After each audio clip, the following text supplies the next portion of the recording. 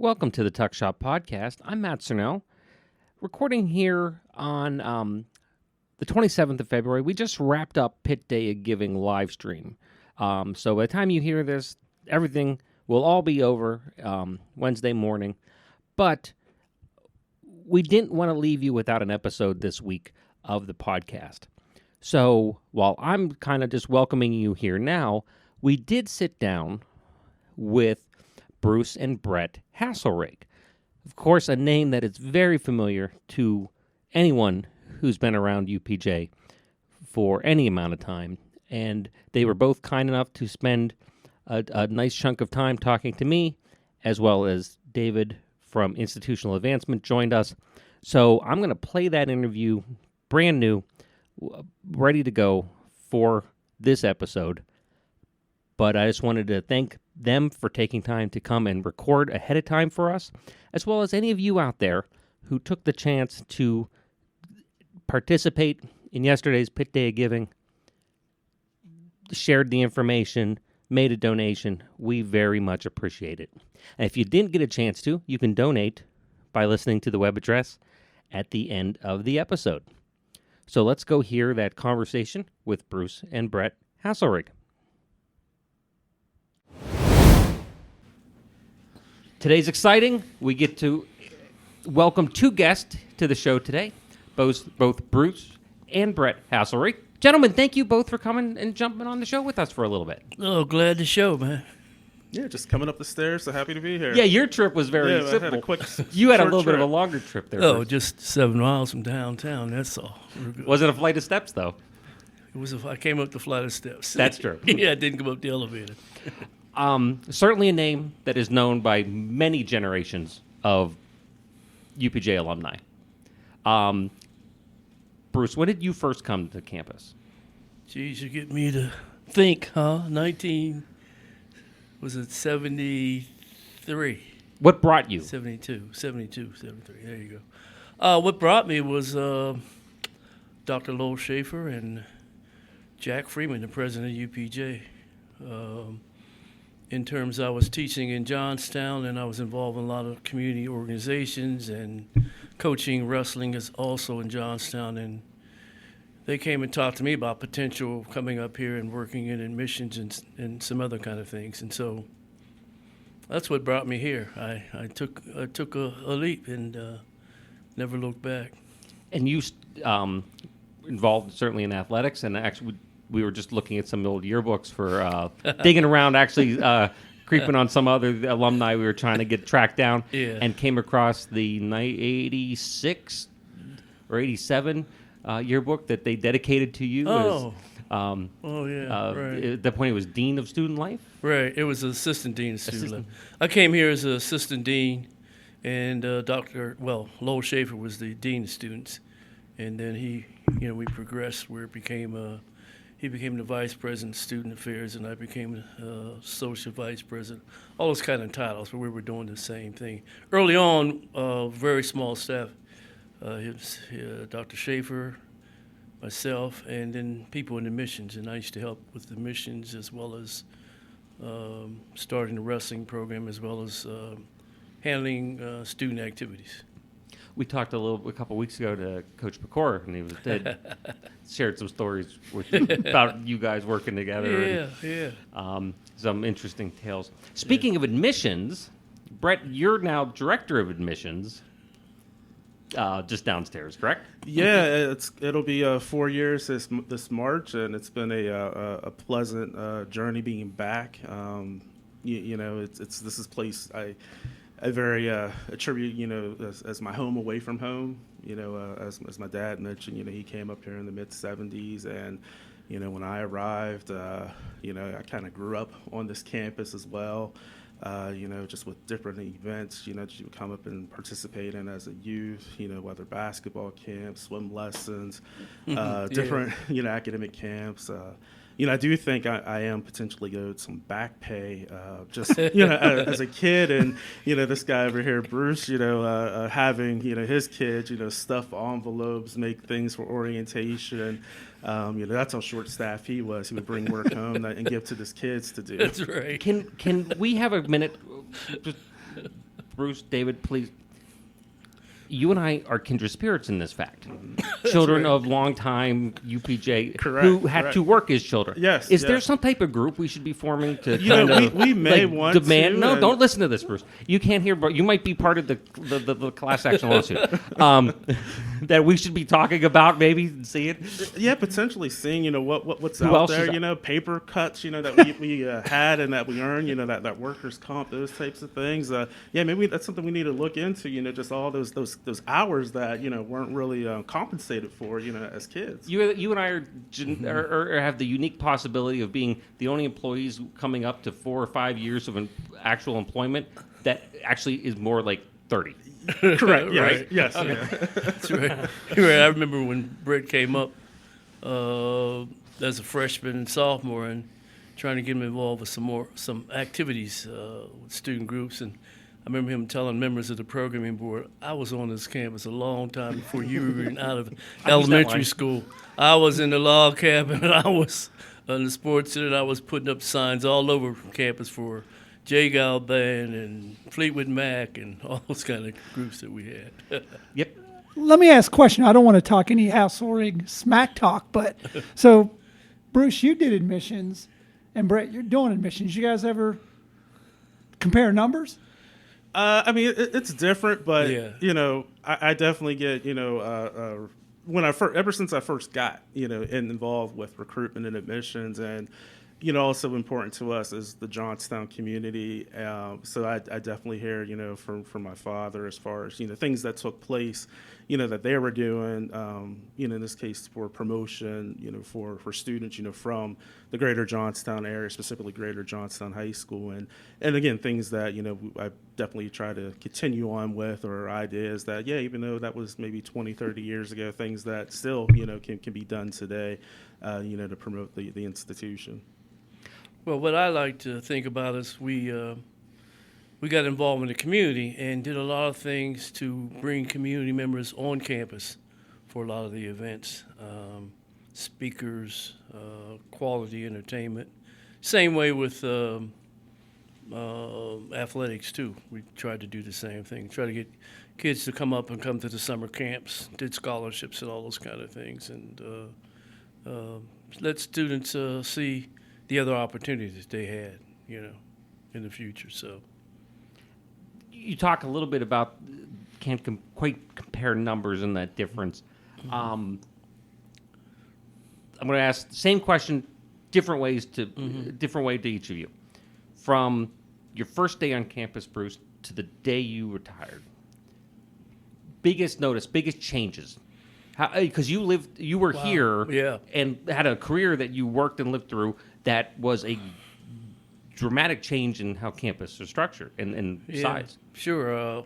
When I came, we had just the 2 academic buildings, and the library had just gone up, and we had the 5 dorms, and that was in the log cabin. So the biggest change has been the addition of many quality facilities. And when I think we used to do concerts in the student union, which was also the basketball court. That was where we did all of our home athletic events. And one of the things, as we started to get a large sports center, performing arts center, I advised the program board. So one of the things I would talk about is you have to use what's between your ears to develop things, because people have a tendency to just throw money at what they think might be a big event without analyzing who's going to come, whether it's quality, what it's going to cost, et cetera, and because they like to talk about the many positive things that they had in small facilities, like the police being in a log cabin. Or mean like the band, right? The band. The Well, I think the police showed up a couple times too for some of the student groups who had their own events. But What's biggest the demographic change. that's listening to this podcast? Gotta make sure they that's the Between demographic. you guys, Yeah. about 30 years, Yeah. maybe. But the biggest thing is just the quality of the buildings have gone up to give students the opportunity to do more things, and use what's between their ears. similar question to you, Brett. You are an alum as well. Correct. What graduating class? 2001. 2001. In what field? Management. I was a business and enterprise graduate. Great. We had a good discussion a week or so back about the upcoming reunion. You'll hear more about that, I'm sure, from David as time Get closer. get closer. From time as student to now, your current position working. How do you perceive changes? Well, again, just some of the additional enhancements, with the campus, with facilities. But, for me, I think one of the bigger things that I see as the different changes is really moving from UPJ to Pitt Johnstown. I know for myself, growing up and, probably maybe years ago, it was almost more like we were our own institution. But I think now there's a little bit more stronger alignment, in regards to us being a part of the University of Pittsburgh, ensuring students are receiving that Pitt-branded education. You have academic programs here that are nationally ranked, part of those programs that are accredited, with the accreditation through some of the Pittsburgh campus. So, having a little bit more alignment, in that we're all Pitt, regardless which campus you attend, you're receiving that Pitt-branded education. Versus, there's a college, in Johnstown, but being more, hey, we're part of that Pitt system. Certainly, when you talk admissions, I'm sure there's some overlap that probably has. I can talk to my dad, for example, from the technical side, and some of that core technical component, how things kind of work, has never changed because it's the basis that everything works. Now, everything around it is different. Mm-hmm. I'm assuming, Bruce, you didn't have a lot of text messaging recruitment going on when you were working that spot. Certainly not. But now it is. But is there a lot of that core overlap of what potential students, families come and talk and? It's a university and things change, people change, but at the end of the day, you're going to have similar-minded students, parents, and situations, and for me, being this profession, and I always laugh at, because initially when I first started, people were right away like, "Oh, you're following your dad's footsteps," and I was like, "I'm in admissions. He was in student affairs." And until you start working and seeing the cyclical nature. Well, you can't get students unless you have things taking place on campus, and that's also going to help you recruit. But for me, it's always interesting and fun. Anytime that we get together, and just one of those situations, whether for the good or bad, you kind of I'll tell my dad about it, and instantly he'll have something. Oh, I remember, back on this day, something very similar. So again, as things have changed, over the years, there's he's always been a resource for me just to, share and have support and just to help me in my growth as a professional, in higher education. I was getting ready to say something else that I think may have changed is we were such a small campus that everyone did everything. And you helped out, and the collegial relationship was very, very positive. And I think as I got deeper into student affairs and we started to expand, have a little larger staff and delegate more responsibilities, so you didn't have your hands in everything, which was good. But I think we sort of lost that UPJ feel, that feeling of all of us together, But it was. I didn't even think of this as a job. Brett will tell you that I would be here sometimes, certain times of the year, 7 days, and early and late, et cetera. It was a great experience. Just work with a lot of my thing was just working with the students, just so positive. Even though we had some people on the advocate, like Janisak, who try to get me fired, but we'll talk about that some other time.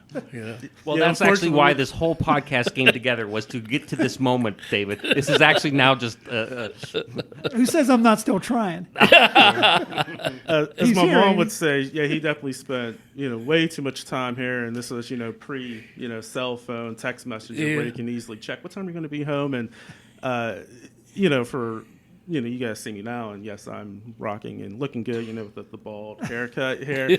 But I didn't always have a bald head, and my dad was my barber, so it was always fun trying to book those haircutting appointments. That's right. Where you think he's going to be home, it's like, oh nope, something popped off on campus, or didn't realize there's a concert, and it's like, well, I guess I'll get that cut, So tomorrow. if your dad was your barber, was that supposed to be bald? No, I mean, hey, I had good hair, I had a good hairstyle, just unfortunately, some genetics there, just you tend to lose that in the mid to late 20s there. But, those teenage years, Bruce would definitely, hook me up with a good fade, that I needed. It wasn't originated by Travis Kelce. The fade has been there for years as far as the hairstyle. Right. And yeah, my dad will definitely, hook me up there, so I'm looking pretty good. Well, if we're talking best hair on campus, I think it's been a toss-up between Mr. Bruce Haselrig and Mr. Pat Pecora over the years. Those styles. Although I saw in some old photos of you, Dave, you had some nice parts in the side of your head there. I did. Those were not put in me by Mr. Bruce Haselrig. By Miss Virginia. You had some pictures, David, where you looked like Steve Rogers before he became Captain America. You're kind of looking a little scrawny back in the 80s. Yeah. I wasn't no winner either, by the way. This podcast isn't about me. We're not talking about the Haselrigs, right? Bruce, what was your reaction when Brett said, "Hey, I'm coming to Pitt Johnstown. I'm getting hired"? Oh, I was really pleased. Just really pleased because I knew the experience I had here and the people I worked with, and the fact that he lives very close, and I know what it would mean for the kids, his own children, to be involved in the campus and the relationship. Because again, mine were up here all the time. Oh, there's a free picnic, so bring them all up, help with that budget. When you left, when did you eventually then retire from here? 2006. And you have not been sitting around doing nothing since that time. And if I remember correctly, at one point, you were technically my boss at the city. Oh, yeah, that's right. You were at the city. Yes. So at one point, you were my boss. That's right. So if David tries to get you fired, that means you still fire me from the city, even though I don't work there anymore? Yeah, I've been doing a number of things. I went from the campus to City of Johnston. I was there for 4 years as assistant manager, and then when the manager left, I became the manager of the city, and it was my worst experience in my life. I'm sorry. We weren't that bad at the emergency center. It was not the employees. It's just that everybody wants something. And, at 10 o'clock, you're talking to someone about a $15 parking ticket. And then at 1 o'clock, you're talking about $1 million project. And, a lot of pulling and a lot of tucking. We didn't have a lot of money in the city to do things as well. So that was very frustrating. But I couldn't wait. I just took the job as a temporary position.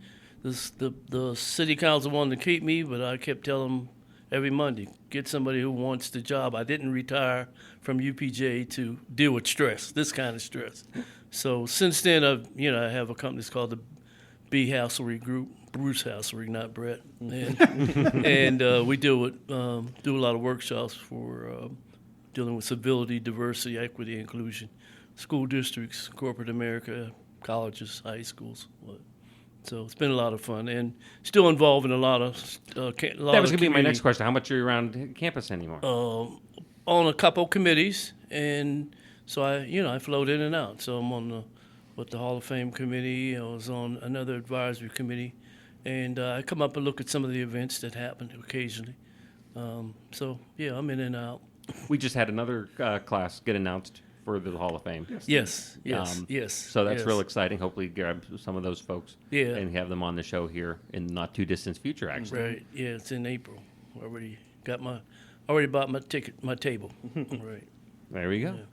Brett, what are you looking for in admissions? Anything that's going on? Where can we help people and help get the word out for folks, especially when we talk about that it's focused on alumni, but we know through the work that you have done working with David, that there are a lot of alumni who show up on academic days bringing their children to become students the next generation of the people like us, except they weren't abused as child labor. No, we're always, the biggest thing, best resource, any parents, who have children who are entering into that sophomore or junior year, even to that senior year, if they're interested, we always encourage you, come up, take a visit. That's one of the best tools that they'll have. And researching schools, just to be able to see it for yourself and get a real good assessment. Can I see myself attending there? But that's probably the best way. If there's some interest in Pitt Johnson, we definitely encourage you to visit and check out the website. Johnstown.pitt.edu or upj.pitt.edu. You can find our admissions page. You can request for information or schedule a visit, and we have various ways that students can visit. Whether a individual weekday visit to some larger events on Saturdays. Throughout the spring. We've been, both Dave and I have been very lucky to be part of some of your tour groups and stuff over the summers, and it's always a nice tour. And so if you're interested in coming and bringing and seeing the campus and so forth, maybe you'll luck out and get David or I, and we'll pretend to know a lot about engineering when we don't. I do want to say, one thing to make you hopefully make you sleep a little easier tonight, Mr. Bruce Haselrig, is that, there is still that sense, and I know I'm going to kind of throw a kudo out to Brett. In the last year and a half or so, institutional advancement has been working. It's kind of, the boundaries have been down. So it is interesting. Brett mentions, his office continually will send me up a list. We got some parents coming in that are alum. And it's that kind of the boundaries are down. It's like, this is admissions and we're alumni relations. And it's that kind of that cool feeling that, we've started to work together more with the academic discovery days or the open houses, or even, I'll get a text or an email from Brett saying, hey, so-and-so down here from blah, blah, blah. And sometimes it's so-and-so's down here with their kid that graduated in 87. Sure. And I'm like, what? Like, I know that guy. Or how does he have a kid that's going to college? But so there is that, I think, some of those boundaries never ever really came up. So it's good to see that we're still working together. I hope it makes you feel better. My knees are bad, so I don't roll around the mat anymore as a wrestling official, but I recruit and I evaluate the big tournaments and assign as well. So I was just at the state tournament, team tournament this weekend in Hershey doing that, and there were two of our alums that hollered at me, dragging their kids along. There was another one I'll see next week up here at our District 6. I'll see some guys who are alums who went to school here, not necessarily wrestled even, but they'll holler at me and talk about maybe some of them coming to UPJ. So it's continual. I remember being in New Jersey last year at a tournament in Atlantic City. Same thing happened. Wrestling tournament in Atlantic City? Yeah. Was another kind of tournament? Is there any other kind? Right. Atlantic City, I don't know. Right. But that's where it was at, and I had actually it was one of Carlton's teammates came and hollered at me. But I think who did I? Oh, Brown, one of the new inductees for the Hall of Fame. She and her husband, Ethan Brownback.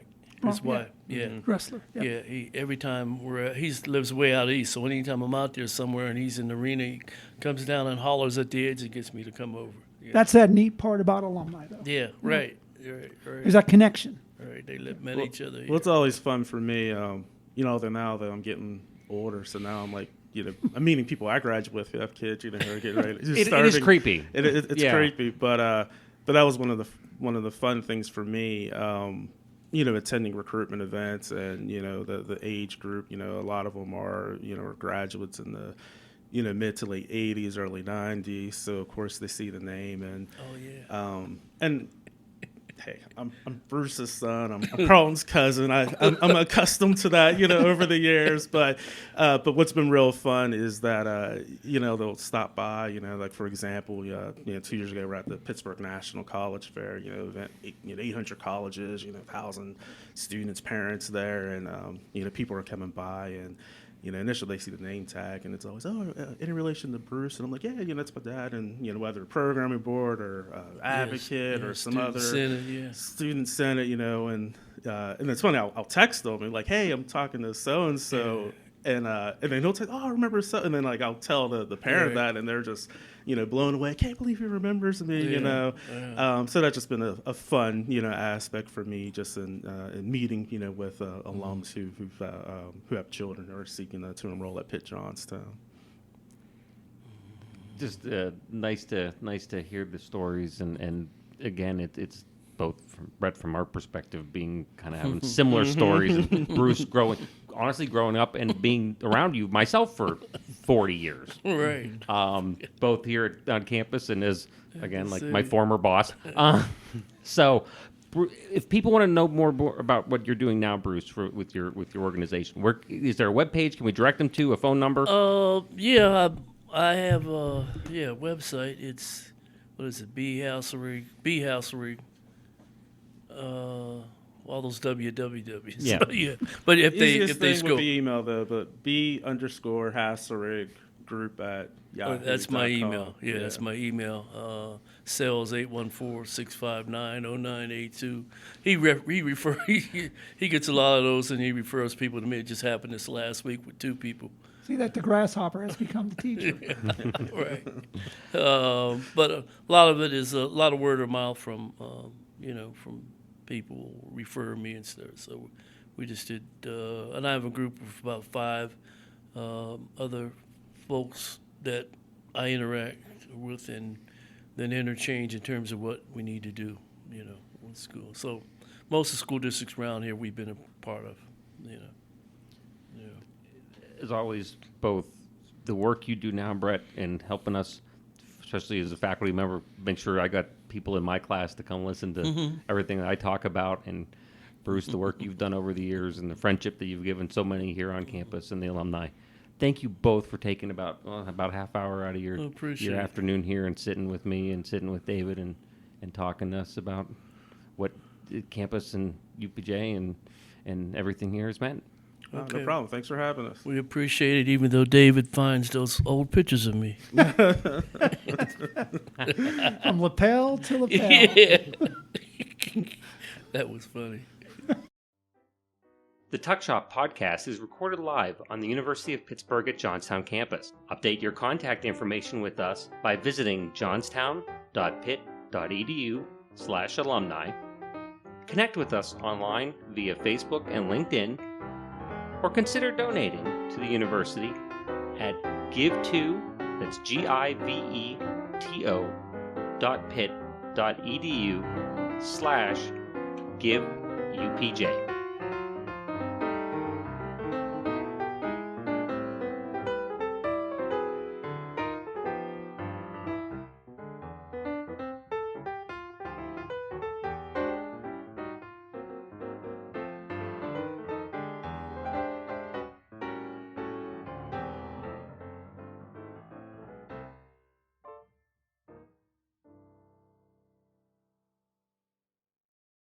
This has been a production of Quantum Wave Media. Views expressed do not necessarily reflect the opinion of the University of Pittsburgh at Johnstown.